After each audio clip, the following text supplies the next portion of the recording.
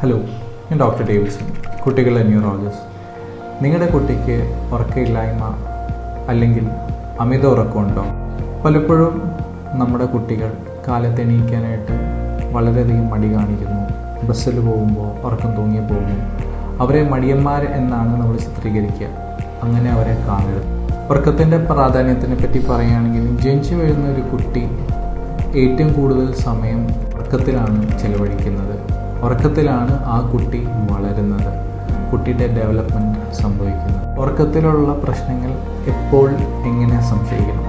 കുട്ടി ഉറങ്ങുന്നില്ല, ഉറക്കത്തിൻ്റെ ഇടയിൽ ഇടയ്ക്കിടയ്ക്ക് എണീക്കുന്നു, ഉറക്കത്തിൽ നിന്ന് എണീക്കാനായിട്ടുള്ള അതീവ മടി, പകല് അതീവമായിട്ട് ഉറങ്ങുന്നു, അല്ലെങ്കിൽ വളരെയധികം ക്ഷീണം, ഉറക്കത്തിൻ്റെ ഇടയിൽ കാറിപ്പൊളിച്ച് എണീക്കുന്നു, പേടി കാണിക്കുന്നു, ഉറക്കത്തിൻ്റെ ഇടയിലുള്ള നടത്തം നമ്മൾ സോംനാംബുലിസം എന്ന് പറയുന്നു, ഉറക്കത്തിൻ്റെ ഇടയിൽ പിച്ചിങ് പെയിൻ പറയുന്നു, ഒരു കാരണമില്ലാണ്ട് മാർക്ക് കുറഞ്ഞു വരിക, ഇതൊക്കെ ഇതിൻ്റെ ലക്ഷണങ്ങളാകാം. ഈ പറഞ്ഞ ലക്ഷണങ്ങൾ നിങ്ങളുടെ കുട്ടികളിൽ കാണുകയാണെങ്കിൽ അവരെ മടിയന്മാരെന്ന് വിശേഷിപ്പിക്കാതെ അടുത്തുള്ള ഡോക്ടറെ സമീപിക്കുക, തക്കതായിട്ടുള്ള പരിഹാരം കണ്ടെത്തുക.